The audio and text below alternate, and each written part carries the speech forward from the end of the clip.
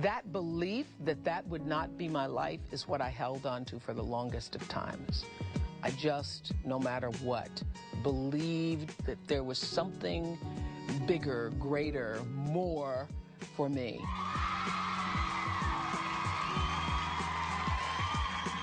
I had no idea that it would take the form that it has taken. The hottest ticket in television! That I would become a person on television, and that I would do all the things that I've done, because obviously when I was growing up, there was nobody like me on television.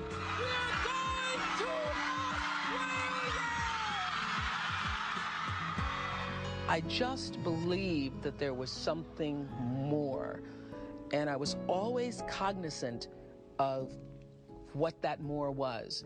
And what you will find is that at different times in your life, the call will be different. For some people, they know from the time that they were, old enough to speak what it is they wanted to do. I didn't know that. I had no idea for the longest time. I was looking around me and trying to feel my way through what felt like the right thing. But what I knew was that whatever that right thing was, it wasn't going to be what everybody else told me it was. And so I think that's true for not just people who become known or become famous. I think it's true for everybody who decides for themselves that there is something more. And I want to listen to what that is and be guided by that. Now, many times people ask about, what is my purpose? How do I know what my purpose is? How do I know what I'm supposed to do? The only way to know what to do in life is to pay attention to the life that you're living right now. You can't get it by listening to other people. There's a wonderful Bible passage that says, "Be still and know that I am God."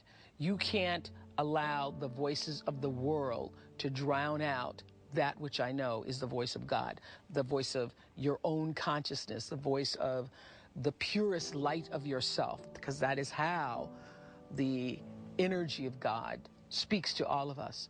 And so, knowing that, number one, you deserve and are worthy of the best that your creation has to offer, and believing that there is a reason why you are here, and understanding that your job is to figure out what that is and then follow that belief.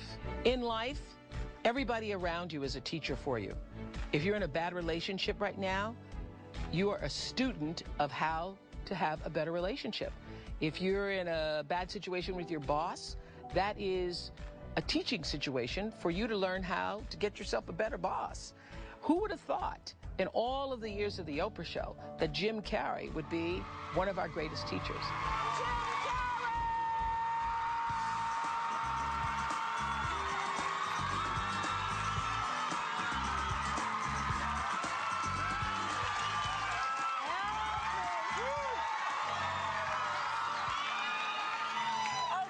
Okay. Obviously you knew somewhere inside yourself that you were destined to be famous, because I think it's really a marvelous thing, that visualization thing you did. Do y'all read about this or hear this? That you used to go up on Mulholland Drive and park every night and visualize seeing yourself as... Yeah, I would visualize, This is when you were broke and poor. Right, having directors interested in me and people that I respected saying, I like your work, or whatever that is, and I would visualize things coming to me that I wanted or whatever. This was in like 1987, 85? Yeah. And I had nothing at that time, so it was like, but it just made me feel better. It made me, at that time, all it really was for me was kind of making me feel better. I would drive home and think, well, I do have these things, and they're out there. I just don't have a hold of them yet, but they're out there. Okay, so you would get this from what, self-help books or whatever? Yeah, self-help section. Self-help section. They've renamed it the Jim Carrey wing. So didn't you write yourself a check? I heard that you did. Is that true? I wrote myself a check for $10 million for acting services rendered, and I gave myself 5 years, or 3 years maybe, and I dated it Thanksgiving 1995. And I put it in my wallet, and I kept it there, and it deteriorated and stuff. But then, just before Thanksgiving 1995, I found out that I was going to make $10 million on, I think it was Dumb and Dumber, maybe. Dumb and Dumber, yeah. Yeah. So you visualize yourself like... Yeah. Visualization works if you work hard. Yeah. Yeah. Well, yeah, that's the thing. You can't just visualize and then, you know, go eat a sandwich. I love that. That was such a powerful moment for me because I was not a person who did visualization or thought about my belief system in such a practical way.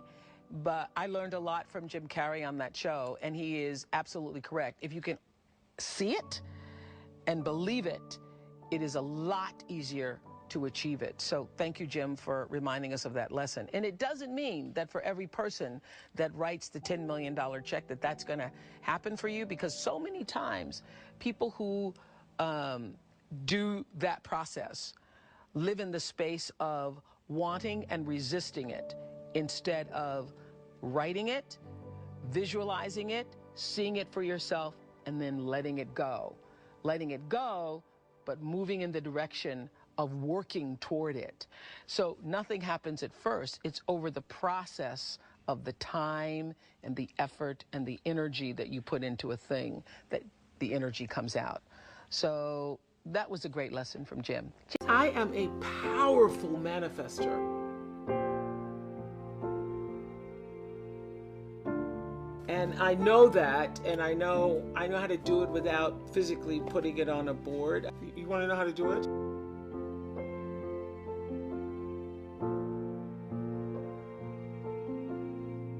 You have to meet the vibration. You can't be above or below it. It's just what I was talking about, negative energy, positive energy. In order to draw the thing to you that you want to come, you can't want it so much that you fear that you won't get it. You have to want it. So in order for me to be on your vision board, you must have put it there and then you let it go. Yes. And then you weren't thinking about it every day. Because you can't, it doesn't come to you that way. You have to do it, and then you have to put it, and then you have to meet that vibration. You have to prepare yourself to be there and ready when it shows up.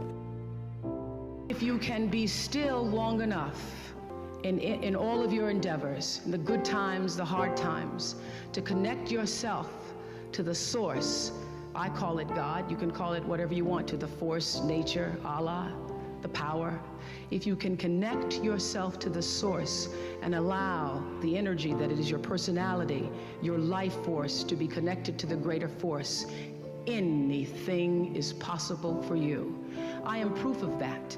I think that my life, the fact that I was born where I was born and the time that I was and have been able to do what I've done, speaks to the possibility, not that I am special, but that it could be done.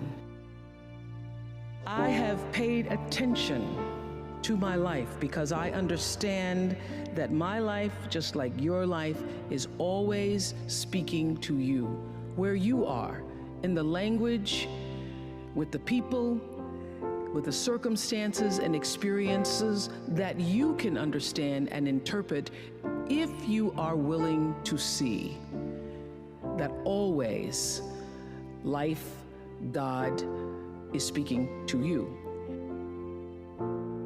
I truly believe that thoughts are the greatest vehicle to change, power, and success in the world. Everything begins with thoughts. I mean, the chairs that we're sitting in, the room that we're in, all started because somebody thought it.